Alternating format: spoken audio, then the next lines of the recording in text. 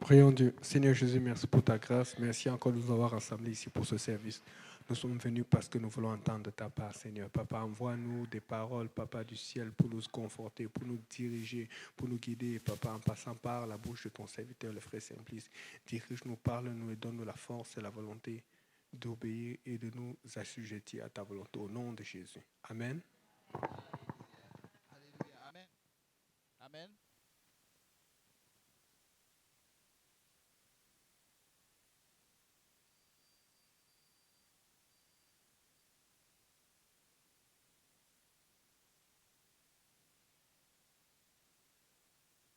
Alléluia.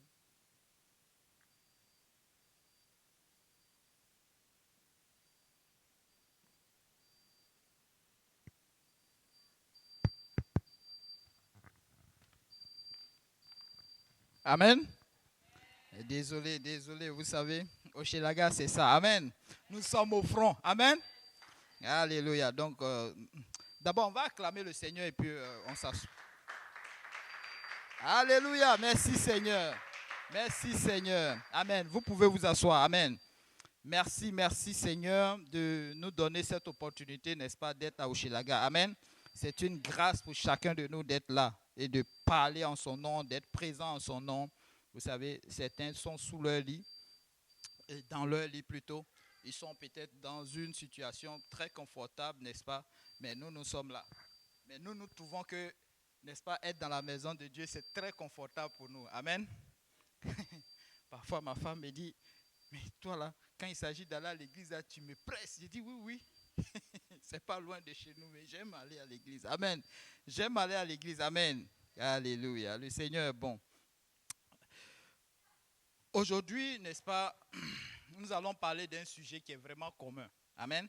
Je veux vous parler d'un sujet qui est commun à nous. Et le Seigneur n'a jamais utilisé quelque chose de compliqué pour nous amener à comprendre, n'est-ce pas, la direction qu'il veut que l'être humain puisse prendre. Amen. Donc, tout au long de la Bible, nous voyons que Dieu utilise, n'est-ce pas, les choses naturelles pour nous guider, n'est-ce pas, à comprendre sa parole. Aujourd'hui, j'aimerais vous parler de quelque chose qui est très simple. Amen. Et c'est dans notre quotidien. Tout le monde le connaît. Tout le monde l'utilise. Amen. Oui, tout le monde l'utilise. Oui. C'est l'eau. Waouh! C'est ridicule. On commence à rire. Oh, mais c'est l'eau. Ben oui. Amen. Hier,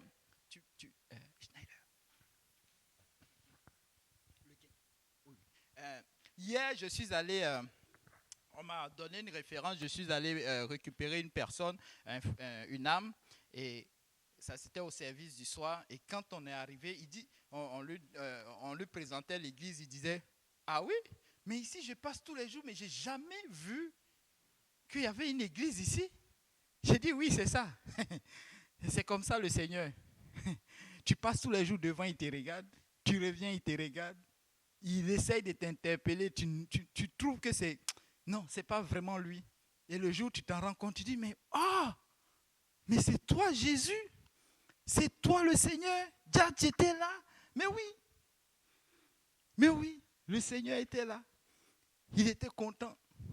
Il est rentré dans la bâtisse. À la sortie, il a reçu le Saint-Esprit. Amen. Et c'est ça le Seigneur. Et c'est ce que le Seigneur fait.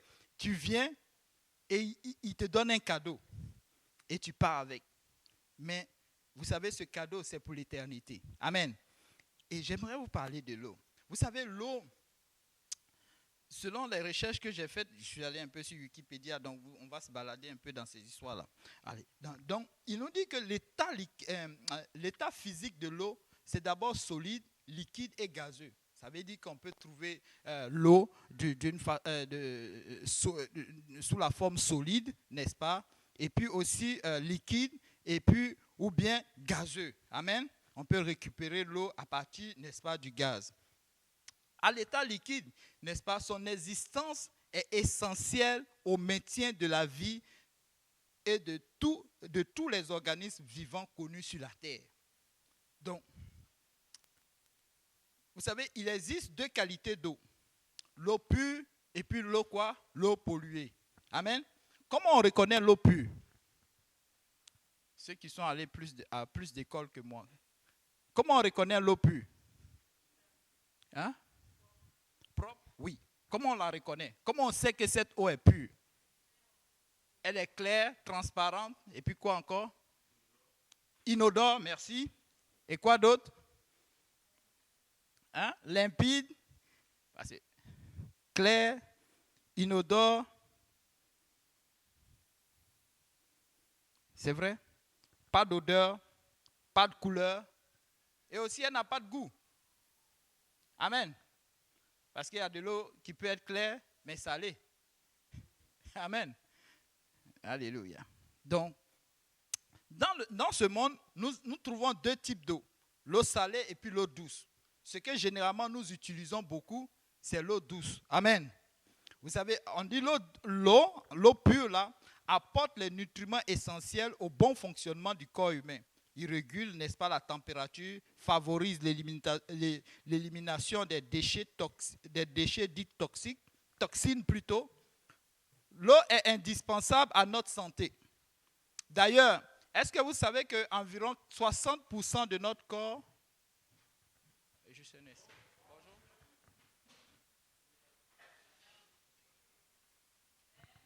Amen. Alléluia. Alléluia. Amen. Hein? Alléluia. Bon, on va attendre un peu. C'est la distraction un peu partout. C'est ça. Bienvenue dans la casa. C'est ça, c'est la gare. J'aime ça. Ils apportent de l'eau. Ils sont la bienvenue. Vous voyez comment le Seigneur atteste son message? L'eau est partout. Surtout eux. Alléluia. Merci Seigneur.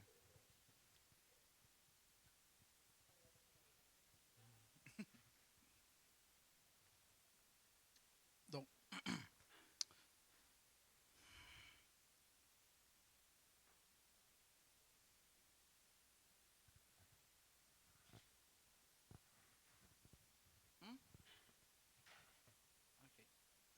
ok. Amen. Donc, le saviez-vous que notre corps est composé à 60%, n'est-ce pas, d'eau? Wow. Moi, avant, je pensais que le sang était beaucoup plus, mais c'est l'eau à la place. Amen. 60% d'eau.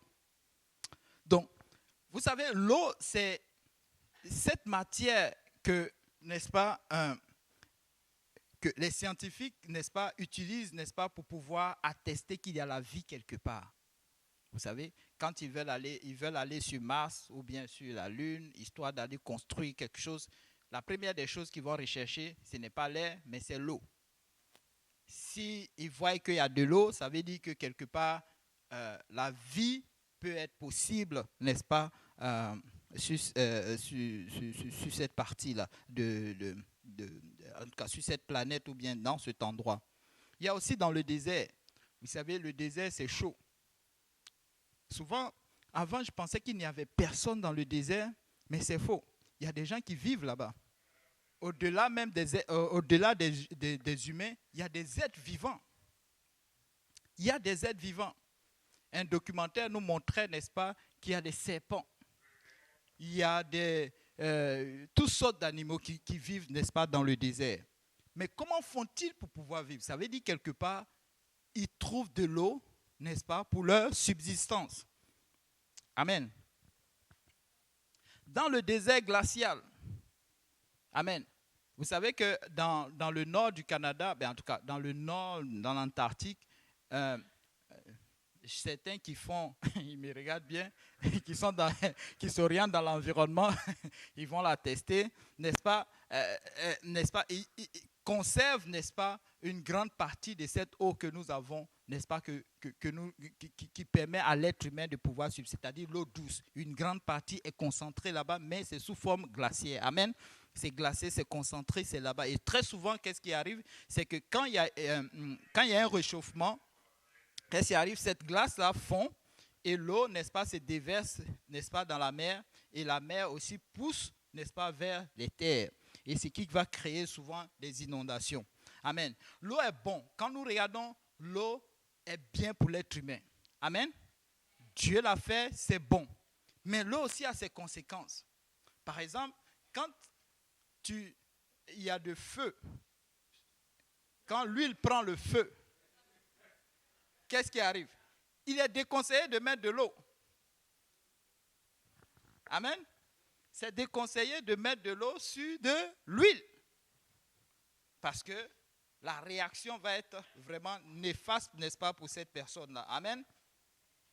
L'eau aussi cause, n'est-ce pas, l'érosion, n'est-ce pas, de certaines matières métalliques. Amen. Si tu mets de l'eau dans un seau, pendant un certain temps, tu vas voir qu'il y aura l'érosion, la matière va changer de forme. Amen.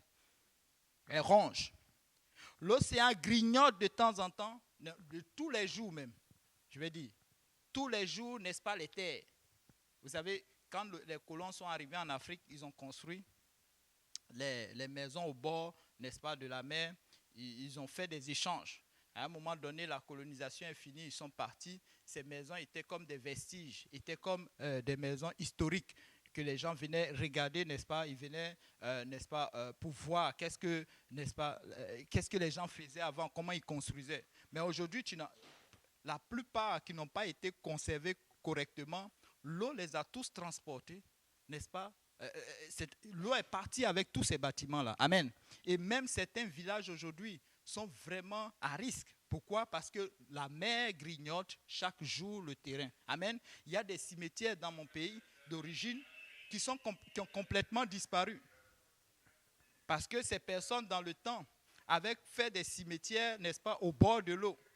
Pour eux, ils croyaient que la vie n'allait pas changer. Amen. De toute façon, ils n'avaient pas le choix. Alléluia. Oui. Mais nous utilisons l'eau tous les jours. Amen. Aussi ridicule qu'il soit, mais on l'utilise tous les jours. Pour nos besoins quotidiens. D'abord pour boire, pour s'abreuver, pour la construction de maisons. Amen. Pour faire la cuisine, pour la propreté, le lave-vaisselle, le lave-sol, les murs, les vêtements, les voitures, l'agriculture, l'élevage, les toilettes, les salles de bain, les forages, n'est-ce pas, du pétrole, gaz de schiste, production d'électricité, coupure de roches dures, fabrication de toutes sortes de boissons néfastes à l'être humain.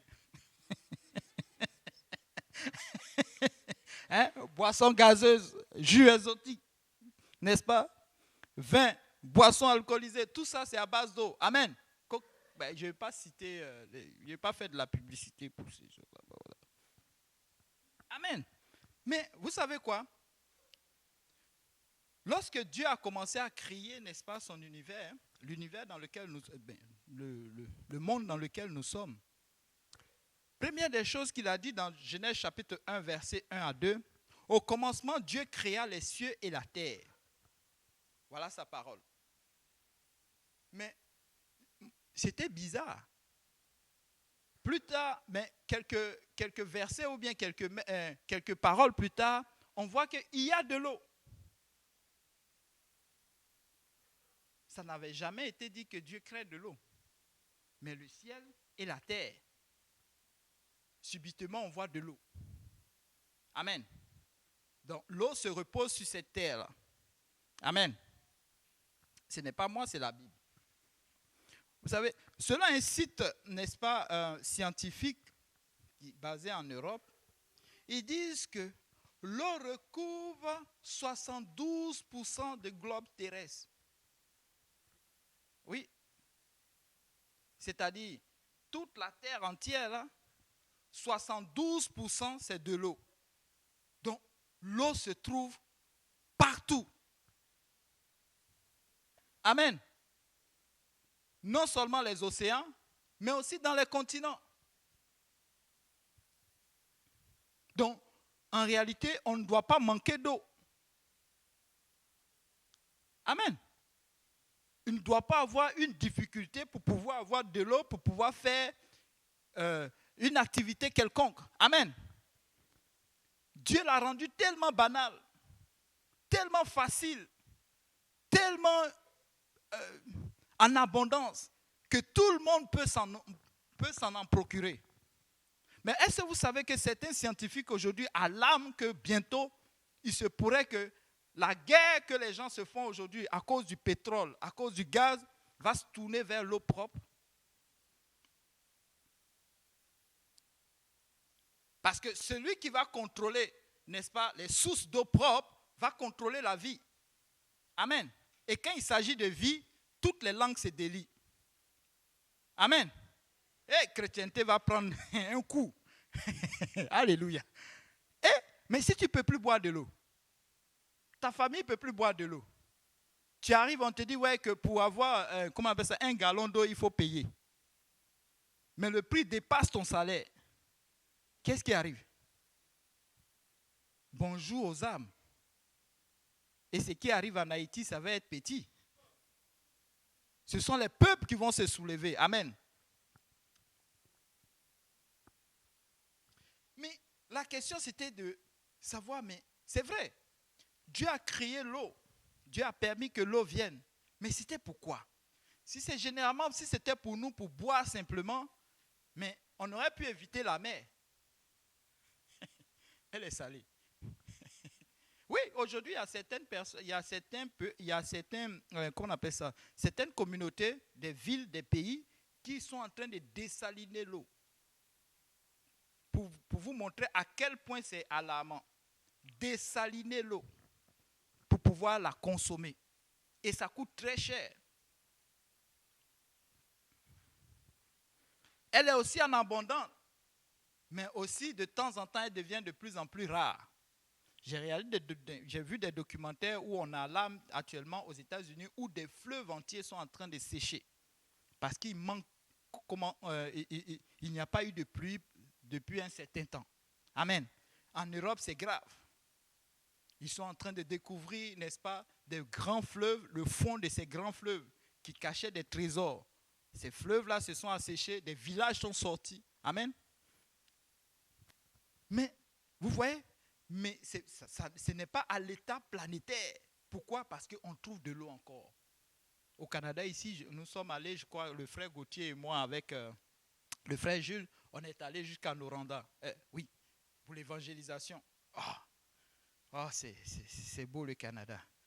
Ouais. Tu vois, pendant qu'on roulait pour aller vers le nord, on voyait forêt, montagne, l'eau. Forêt, montagne, l'eau. Forêt, montagne, l'eau. Pendant au moins 6 heures, 7 heures de temps. Tu pouvais être tanné, mais c'est ça qui est là. Amen. Mais oui, on a trouvé là-bas une source d'eau. Amen. Mais je te dis, mets ton pied dedans. C'est tellement glacé. On a voulu baptiser quelqu'un dedans, mais on a refusé. Et finalement, on a cherché à trouver une piscine pour pouvoir baptiser la personne. Mais oui, il y a de l'eau en masse ici. Il y a de l'eau. Vous savez, ce n'est pas simplement pour seulement pour notre consommation personnelle. Si Dieu a rendu ça aussi vil, c'est pour une cause bien précise. Amen. Si Dieu a rendu l'eau aussi vile et que cette eau, elle donne la vie. Amen. Aujourd'hui, cette eau, elle donne la vie pour le ciel. Amen. Elle donne la vie pour le ciel. Dieu a fait exprès. Vous voyez, quand Dieu a créé le monde, à un moment donné, on dit quoi? Une partie de l'eau est montée. Amen. Il a fait de telle sorte qu'une partie de l'eau monte et puis l'autre partie, n'est-ce pas, est restée sur terre. On va appeler cela mer et puis l'autre côté, il va demander à cette eau, il va demander à la terre de sortir sa tête et de produire, n'est-ce pas, des arbres, de tout fruit, de tout ceci. Mais quand on arrive sur Noé, la Bible nous dit que les écluses du ciel se sont ouvertes pour un jugement. Amen. Une grande partie de cette eau a totalement inondé la terre. Vous savez, quand Dieu fait ces choses, ce n'est pas pour rien. Cette eau qui était comme, n'est-ce pas, bien pour l'humanité, mais elle aussi, elle a servi de justice. Elle a servi à Dieu d'opérer un jugement. Mais cette même eau, aujourd'hui, c'est source de salut.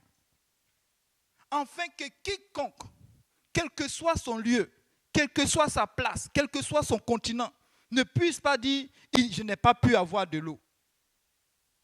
Amen. La fois dernière, le pasteur Martin, on a vu la vidéo. Il essayait de baptiser quelqu'un dans la mer. Mais c'est grave, Yannick. Il essaye et puis la mer les balance. Mais oui, la vidéo. Je ne sais pas si on a la vidéo un jour. Peut-être que si vous regardez, vous allez le voir. Mais c'est incroyable. Et il y en a plein sur l'Internet. Des gens qui baptisent dans l'eau, dans la mer. Moi, je croyais que c'était impossible. Parce que la mer fait tellement de vagues que c'est difficile de plonger quelqu'un dedans sans que son pied ne saute. Moi, j'ai essayé de plonger dans la mer. Mais quand tu plonges, à un moment donné, ton pied sort. Ou c'est ta tête, ou c'est ceci. Mais c'est difficile d'entrer. Si ce n'est pas professionnel. Mais de là, plonger quelqu'un dedans, mais non. C'est quelque chose. Amen. Mais Dieu a rendu cela possible. Pourquoi? Pour que quelqu'un, quel que soit son lieu, ne puisse pas dire qu'il n'y a pas eu de l'eau. Souvent, quand on fait l'étude biblique, tu entends certaines personnes demander, mais et si tu étais dans le désert? Mais oui, dans le désert, il y a des oasis. Amen. S'il y a la vie là-bas, ça veut dire qu'il y a de l'eau. Donc, il y a une possibilité de pouvoir passer cette porte-là. Amen. La première écriture que nous allons lire aujourd'hui, c'est dans 1 Corinthiens, pas la première, mais la deuxième, 1 Corinthiens 10, versets 1 à 6. Mes frères, je ne veux pas que vous ignoriez. Vous voyez le mot ignorer. Donc on ne peut pas ignorer que nos pères ont tous été sous la nuée et qu'ils ont tous passé au travers de la mer et qu'ils ont été baptisés en Moïse dans la nuée et dans la mer et qu'ils ont tous mangé de la même viande spirituelle et qu'ils ont tous bu du même breuvage spirituel car ils buvaient l'eau du rocher spirituel qui les suivait et ce rocher était Christ. Mais Dieu n'a point mis son affection en la plupart d'entre eux car ils tombaient morts dans le désert. Or, ces choses ont été des exemples pour nous, afin que nous ne désirions point de mauvaises choses comme il en désirait. Amen. Et ça continue. C'est un peu ce verset que je vais partager aujourd'hui. Vous savez, quand je lis cela, je vois que l'eau intervient dans beaucoup de choses. Dieu a permis que cette eau, n'est-ce pas? Dieu a permis que l'eau intervienne dans le plan du salut. Amen. Oui, depuis l'Ancien Testament, il aurait pu les faire passer, n'est-ce pas, un autre chemin que l'eau. Mais il a choisi la mer Rouge. Amen. Ce n'est pas pour rien. Ce n'est pas pour rien. Pour dire aujourd'hui que certains disent que le baptême est optionnel à notre salut. Oui, parce que la mer Rouge était aussi optionnelle. Parce que la Bible nous dit qu'ils auraient pu passer de l'autre côté. Amen. Il y avait une autre partie où il n'y avait pas de mer. Alléluia. Ils pouvaient passer là-bas et puis totalement atteindre la mer Rouge, atteindre Canaan. Mais Dieu a voulu qu'ils passent par la mer Rouge. Donc, imaginons-nous, si certaines personnes avaient décidé de ne pas passer par la mer Rouge, où seraient-ils aujourd'hui? Vous savez, les nuées, dans 1 Corinthiens 10, verset 1 à 2, comme on a lu tantôt là, la nuée fut une protection pour Israël lorsqu'ils ont commencé à marcher. La Bible nous dit qu'il y avait une nuée en arrière d'eux. Amen. La nuée, c'était pourquoi? Pour la protection. Donc, si aujourd'hui tu décides que tu veux suivre, n'est-ce pas? Tu veux prendre le chemin du salut, Dieu va te protéger. Il n'y a rien qui t'empêche. Amen. Pour les conduire à la mer Rouge. Non seulement qui va les protéger, mais aussi qui va les guider. Amen. C'est pourquoi nous avons besoin du Saint-Esprit. Alléluia. C'est un package, les gars. C'est un package.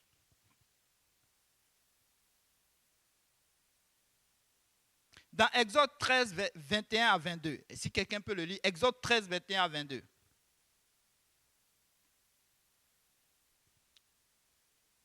Et l'autre, ça sera Exode 14, verset 20. Mais on va commencer par Exode 13, 21 à 22. Mm-hmm. Mm-hmm. Et la nuit, dans une colonne de feu pour les éclairer, afin qu'ils marchassent jour et nuit.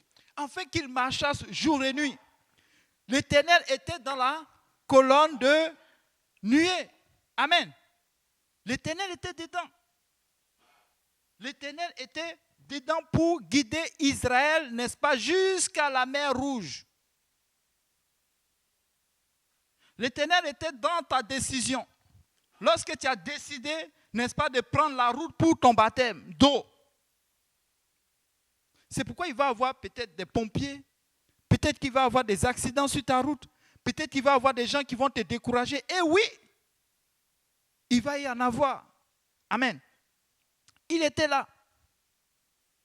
Dans Exode 14, 20. Exode 14, 20.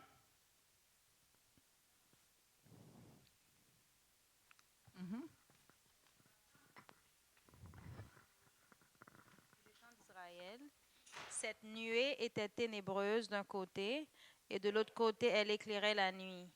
Et les deux camps n'approchèrent point de l'autre pendant toute la nuit. Amen.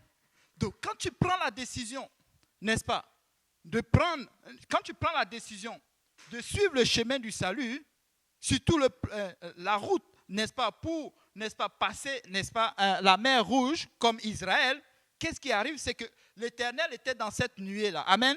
Pour que les deux camps ne s'approchent pas. Donc, pour ne pas que l'ennemi t'attrape et t'empêche, n'est-ce pas, d'aller vers ton salut, le Seigneur va faire de telle sorte que, n'est-ce pas, il y ait cette distance-là. La Bible nous dit que cette nuée faisait que les Égyptiens ne pouvaient, n'est-ce pas, s'approcher, n'est-ce pas, d'Israël. Amen. C'était impossible pour lui, n'est-ce pas, de pouvoir, n'est-ce pas, toucher Israël. Pourquoi? Parce que l'Éternel était dans cette nuée-là. Et il y avait une distance, il y avait une grande distance. Donc aujourd'hui, tu ne peux pas dire que je suis dans une situation où c'est impossible pour moi de pouvoir voir de l'eau. C'est impossible pour moi de pouvoir trouver un pasteur. C'est impossible pour moi de pouvoir voir un coin où j'ai été tellement occupé que je n'ai pas pu prendre cette voie, n'est-ce pas, du salut. Amen. Si Israël a pu le faire, nous pouvons le faire aujourd'hui. Amen. Le verset 24. Exode 14, verset 24.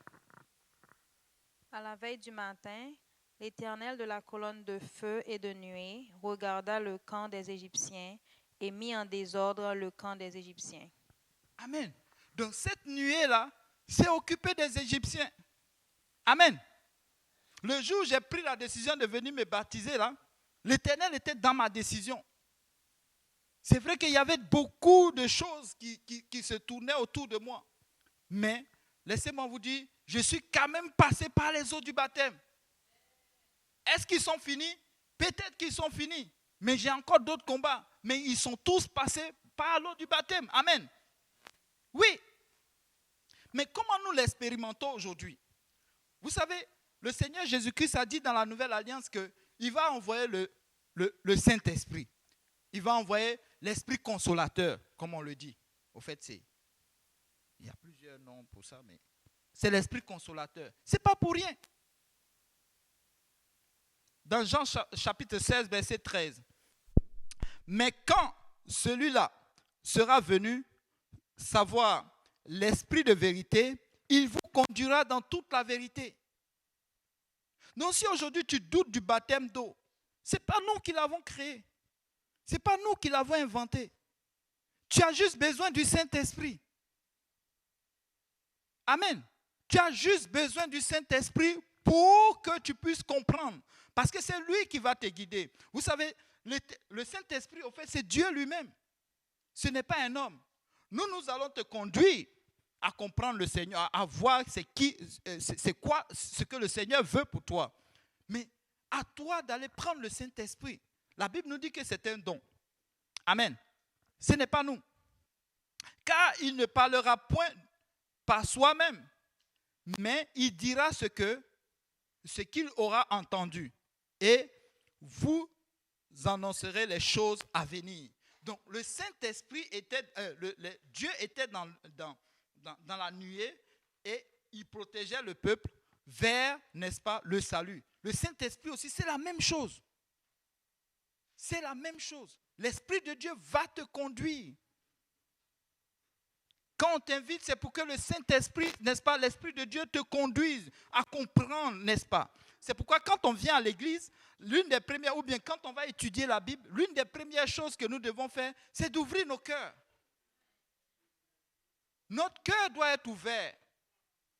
Mais si ton cœur n'est pas ouvert, si tu n'es pas prêt, si déjà en toi il y a déjà une immensité de doutes, une immensité de choses inutiles, c'est difficile que tu sois sensible à l'Esprit de Dieu. Vous savez, à l'église, il y a des gens qui sont sensibles à l'Esprit de Dieu.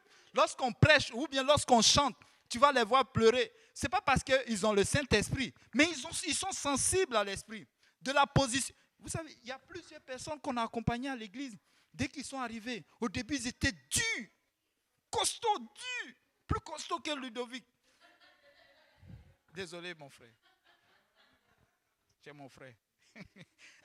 Plus costaud. Mais lorsque la parole est prêchée, les larmes ont commencé à couler. Pourquoi? C'est l'Esprit de Dieu. Ce n'est pas parce qu'il a reçu le Saint-Esprit, mais il est sensible à l'Esprit de Dieu. Vous savez, et c'est ça.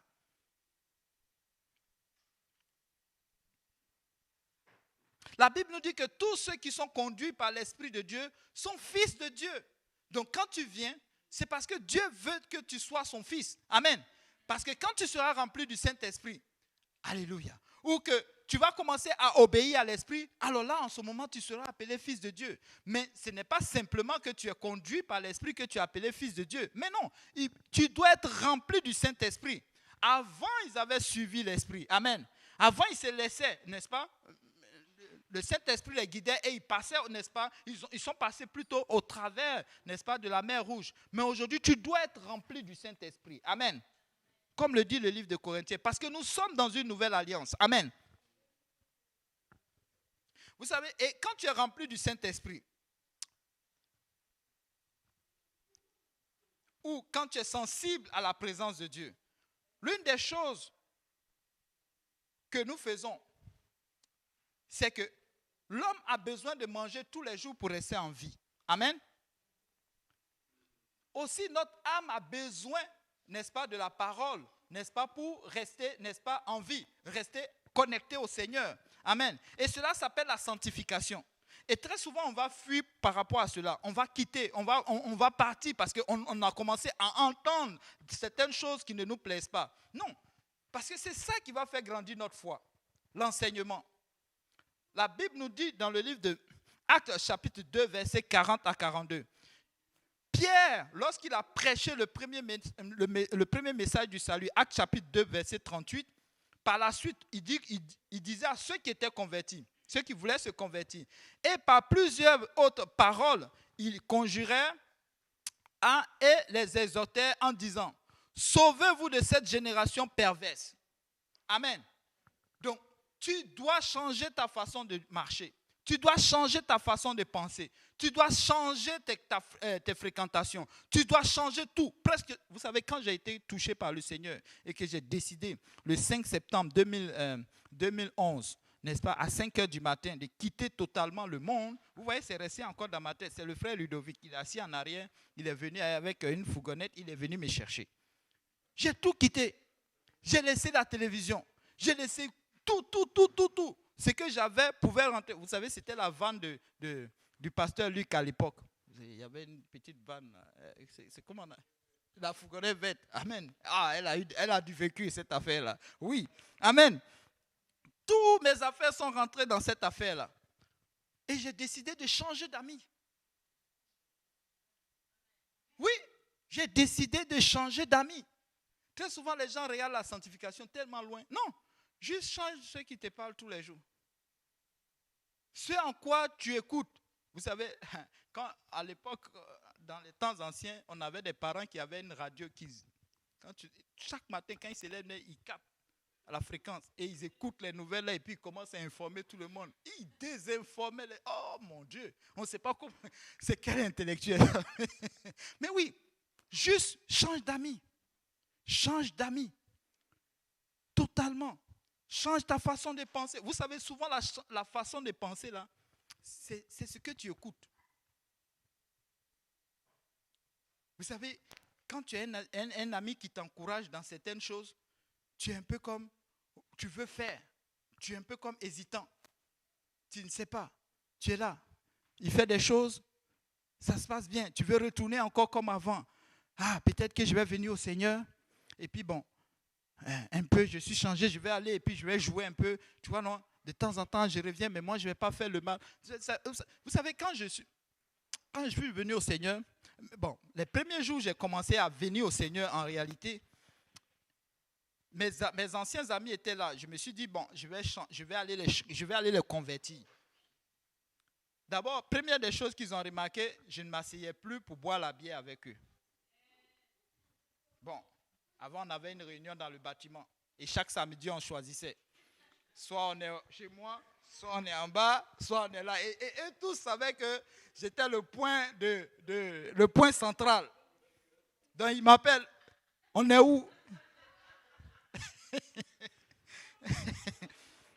Ce soir, on est où? Soit vendredi soir, parce qu'eux tous finissaient de travailler. Et samedi, souvent, certains n'avaient pas d'activité, donc on était là. Donc, on choisit chez quelqu'un. Donc, je vais oublier les autres choses. Je vais laisser tomber plus tôt. Et on choisissait. Et on descendait là-bas. Et on bavardait, on faisait les choses. Donc, quand... Je vais taire ces choses-là. Et quand je suis venu au Seigneur, il me suis dit, non, je vais aller les changer. Je vais aller les... Tu sais, quand tu viens au Seigneur, comme Yannick le dit, tu es zélé là. J'ai dit, non, je m'en vais. Donc, d'abord, mon habillement a changé. Je porte maintenant des costumes tous les jours. Deuxième chose, j'ai une Bible. Alors là, c'est le choc. Il a une Bible. Qu'est-ce qui s'est passé? Il y a un qui dit non, il y a quelque chose qui s'est passé. Bon, ça ne va pas durer, on les connaît. Au pays, là, ça ne dure pas ces affaires-là. Donc, un jour, je me suis pris, ça c'était la dernière journée avant que le frère Ludovic ne vienne me prendre là. J'étais avec un qui était au même palier que moi. Et dans la maison, il était avec sa femme, tout le monde. Et on était là, on parlait. Donc, le premier jour, je suis rentré, il m'a dit, mais j'ai appris que tu dis que tu n'es plus, tu deviens chrétien. C'est quoi encore l'affaire? J'ai dit, non, c'est vrai que je suis parti. Il me dit, mais c'est quoi la Bible que tu as dans ta main? Parce qu'avant, à l'époque, j'avais une Bible noire là. Vous connaissez la Sainte Bible? Il a pris la Bible, il dit à son fils, viens mon petit. Prends la Bible, va mettre ça devant la Vierge Marie. Il y a quelque chose qui ne marche pas. Juste pour tester la Bible. Et il est allé, il est venu, il dit, bon, c'est une bonne Bible. Mais c'est quoi l'affaire? Donc on a commencé à discuter. Mais vous saviez quoi? Pendant qu'on discutait, il y avait la bière qui était sur la table. Je me rappelle encore, c'est un Blue Dry. Oui, je connais le nom. Donc on buvait. Et je tentais de le convaincre dans l'alcool. Ça ne marche pas. Tu ne peux convertir personne dans le péché. Tu ne peux amener personne vers le salut encore quand tu maintiens encore ton iniquité. Oh non, je vais aller et puis je vais le convertir. Ça ne va pas marcher. J'ai regardé ça. Je crois, à 4 heures du matin, l'heure qui suivait, Ludovic était à la porte. Je suis parti pendant que j'avais pris ma dernière goutte d'alcool là. Oui. Mais avant ça, il y a eu un processus. Je me suis dit, moi-même, je ne vais plus acheter de l'alcool. Si quelqu'un m'invite, là, bon, Seigneur, aide-moi. Et ça a commencé comme ça. Oui, c'est une progression. Il faut avoir la haine de ces choses. Un jour, je me rappelle, on était allé à l'étude biblique, on était chez le pasteur Lionel. À l'époque, le lundi, on n'a pas fait un coup de temps chez lui là-bas avant que ça ne vienne chez Ludovic, là où je vivais à Ludovic. Et j'étais assis avec, parmi tout ce monde qui était assis, j'étais avec, à l'époque, j'avais un ami là, comment il s'appelle, le frère Dukens. On était assis là, et le pasteur dit, Même quand tu bois l'alcool, et il pointe son doigt vers moi. Dickens dit, parce que moi je ne bois pas l'alcool. Il dit non, je ne parle pas de toi. Il dit, l'affaire là, c'est sur moi. Mais non, tout était préparé pour que je parte. Tout, souvent on fait exprès de ne pas voir. La vérité, hein? Souvent on fait exprès. Le Seigneur fait tout. Je vous dis qu'il met tout. Tout comme l'eau que nous trouvons partout. Oui, mais c'est nous qui faisons les plans. Dieu, son salut, il a rendu ça simple. Simple. Est-ce que vous savez que pourquoi il dit que si nous ne sommes pas comme les petits-enfants, nous n'allons pas rentrer au ciel. Parce que si tu n'es pas capable d'expliquer quelque chose de telle sorte qu'un enfant puisse comprendre, ça va être difficile pour toi. C'est pourquoi les meilleurs prédicateurs, ce sont nos femmes qui sont au sous-sol là. Chaque dimanche, on est assis en haut, mais elles prêchent à nos enfants. Parce qu'un enfant, pour lui faire comprendre quelque chose, il faut beaucoup changer ton langage. Les meilleurs prédicateurs, quand ils prêchent, même les enfants le comprennent. Et quand tu sors des enfants, c'est facile pour toi de prêcher à tout le monde. Le langage des enfants, tout le monde va le comprendre. C'est ce que Dieu a voulu pour que nous puissions comprendre. Parce que s'il voulait la théologie, des longs trucs là, ça allait être difficile. Parce qu'il faut monter jusqu'à l'université. Amen. Amen. Mais oui, le truc est simple. Baptême d'eau. Mais quelle eau? Non, mais il y a une piscine chez moi. Non, on ne va pas loin. Il y a une piscine ici. Juste. Baignoire chez toi. On va te baptiser. Au nom de Jésus. Ce n'est pas nous. Ces choses-là s'appuient sur des choses anciennes. Depuis l'Ancien Testament. Les apôtres l'ont fait. Désolé que je sois un peu plus long.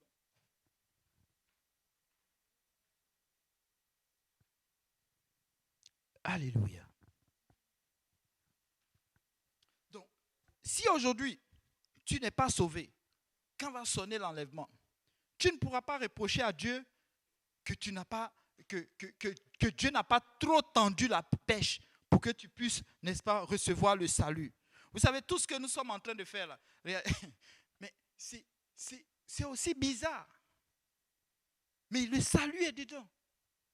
Le salut est dedans.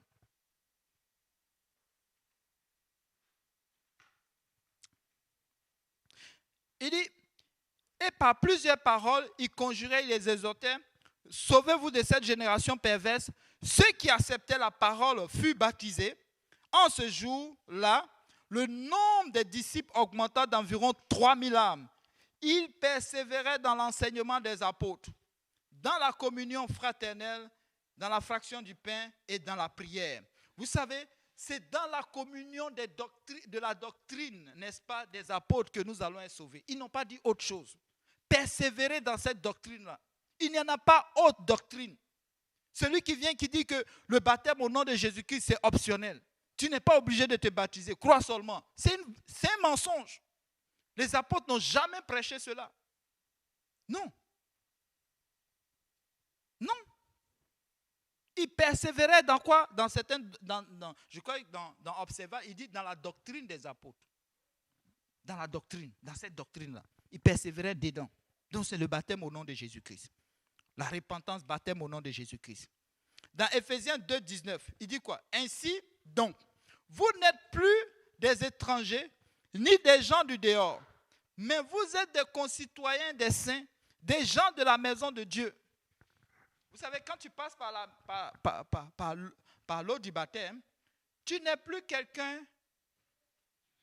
Souvent les gens voient l'eau du baptême comme quelque chose de « Oh, ben, j'ai pris un bain ». Il y a des fois des Québécois qu'on baptisait, ils disaient « Oh, je suis passé, j'ai pris un bain ». Ils ne s'en rendent pas compte de l'œuvre qui vient de se passer là. Hein? Amen. Pour lui, il vient de prendre un bain. Mais l'éternité de ce monsieur a été impactée. Amen. Le livre d'Éphésiens dit quoi? Il n'est plus concitoyen, il n'est plus étranger, ni quelqu'un de dehors. Mais vous êtes citoyens saints, des gens de la maison de Dieu.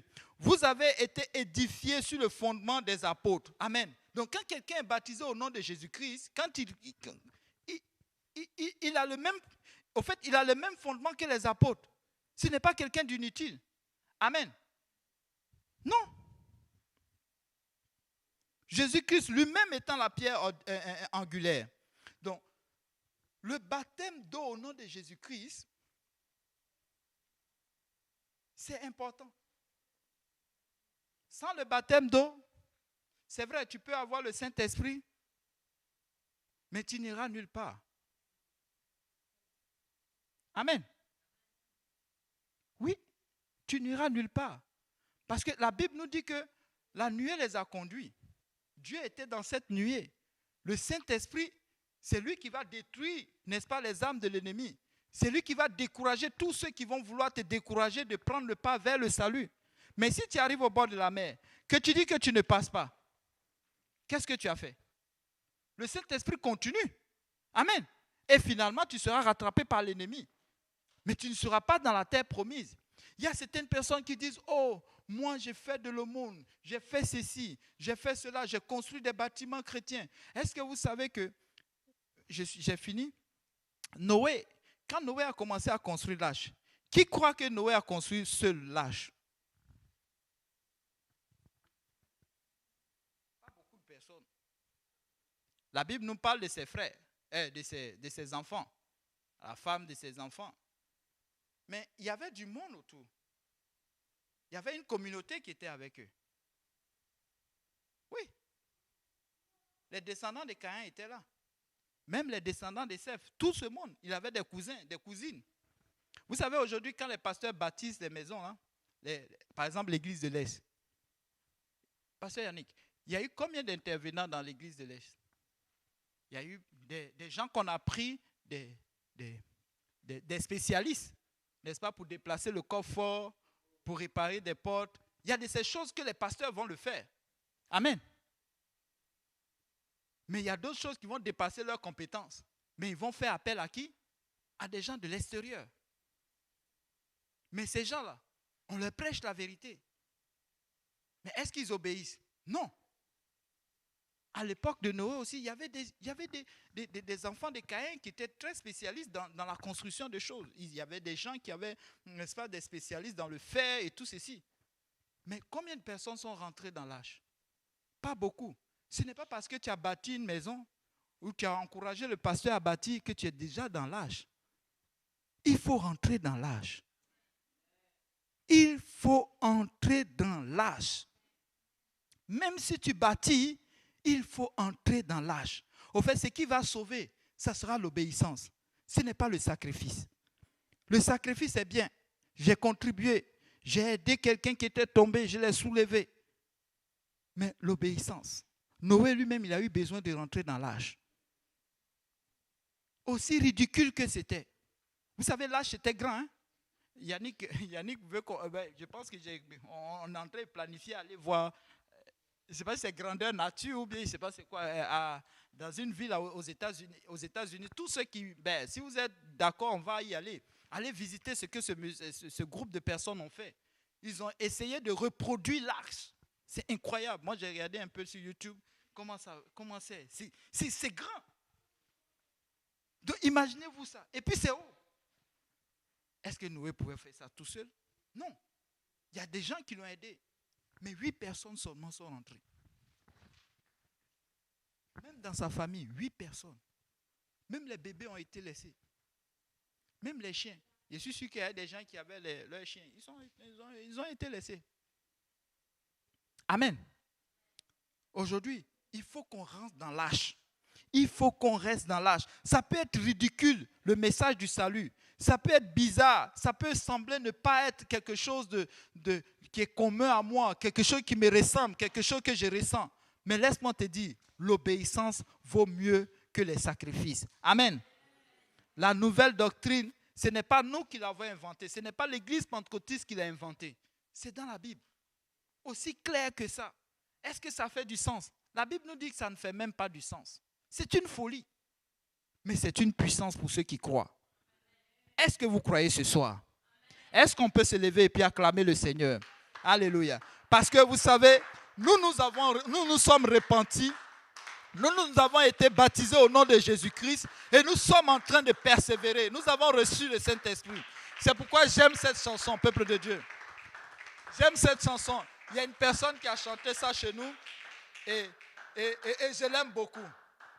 Repenti, je suis repenti au nom de Jésus. Repenti, oh, je suis repenti au nom de Jésus. Je suis repenti au nom de Jésus. Repenti, oh, je suis repenti au nom de Jésus. Repenti, je suis repenti au nom de Jésus. Repenti, oh, je suis repenti au nom de Jésus. Baptisé, je suis baptisé au nom de Jésus. Baptisé, oh, je suis baptisé au nom de Jésus. Baptisé, je suis baptisé au nom de Jésus. Au nom de Jésus, baptisé, je suis baptisé au nom de Jésus, sauvé, oh, je suis sauvé au nom de Jésus, sauvé, je suis sauvé au nom de Jésus, alléluia. Oh, Rabashata, soyez bénis, alléluia.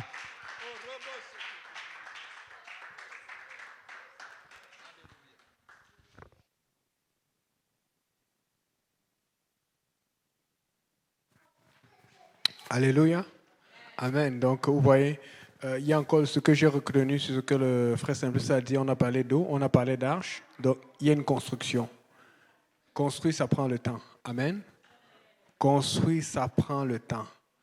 Donc, ce que je veux dire à quelqu'un ici, c'est que si tu dois construire ou participer à la construction de quoi que ce soit, assure-toi au moins que ce soit pour l'éternité. Amen. Je me rappelle...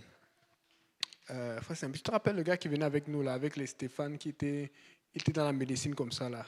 J'ai oublié, c'était un Camerounais comme ça, mais finalement, il nous a laissés.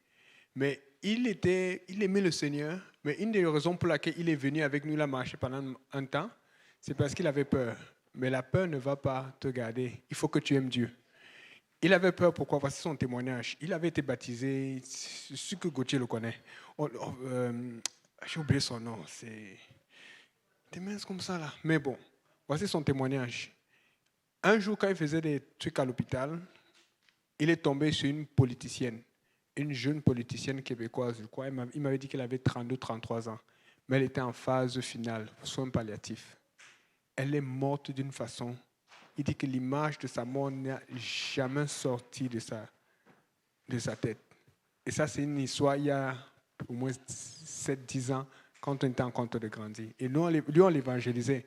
Et quand il a vu ça, il est revenu à l'église pendant longtemps, mais éventuellement, il a encore laissé. Elle est morte, ça fait très longtemps, toute une vie. Elle était bien, elle était truc, mais elle est morte d'une façon horrible. Et c'était, je ne sais pas si c'était un cancer ou c'est quoi qu'elle avait. Nous tous, nous allons mourir. Si le Seigneur ne revient pas, nous n'allons pas mourir. Mais si tu vas mourir, au moins meurs en allant dans l'éternité. Pourquoi on veut toujours bâtir sur ce qui est éphémère? Nous travaillons. Mais même en travaillant, nous voulons d'abord travailler pour Dieu. Mais regardez l'effort que nous mettons dans notre travail. Regardez l'effort que nous mettons dans notre carrière. Est-ce qu'on peut mettre le même effort pour l'éternité? Et quand on met l'effort pour l'éternité, je peux vous dire, quand tu mets l'effort pour Dieu, ça te revient toujours. Quand tu mets l'effort pour Dieu, ça te revient toujours. Si je commence à raconter le nombre de choses que juste servir Dieu, juste même être pasteur, juste même qu'on t'appelle pasteur au travail ou ailleurs, ça te donne des occasions. Ça t'ouvre des portes. Ça te facilite des choses. Amen. Alléluia, Seigneur Jésus. On va prier. Seigneur Jésus, donne-nous la force de bâtir au bon endroit et de mettre notre énergie, Seigneur, au bon endroit, de bien choisir où nous allons bâtir, de bien choisir dans quoi nous allons bâtir, de bien choisir avec qui nous allons bâtir, de bien choisir avec quelle institution nous allons bâtir.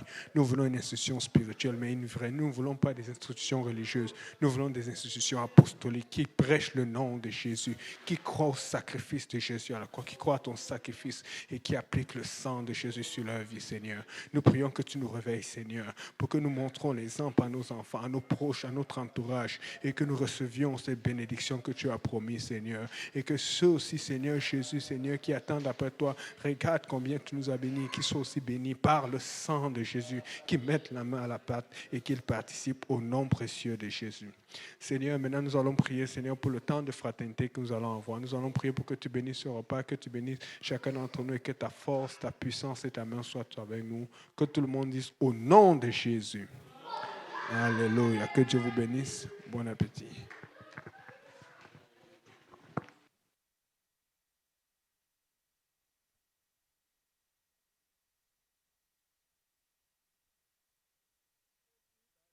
Et au nom de Jésus, baptisé, je suis sauvé au nom de Jésus, sanctifié, oh, je suis sanctifié au nom de Jésus, sanctifié, je suis sanctifié au nom de Jésus,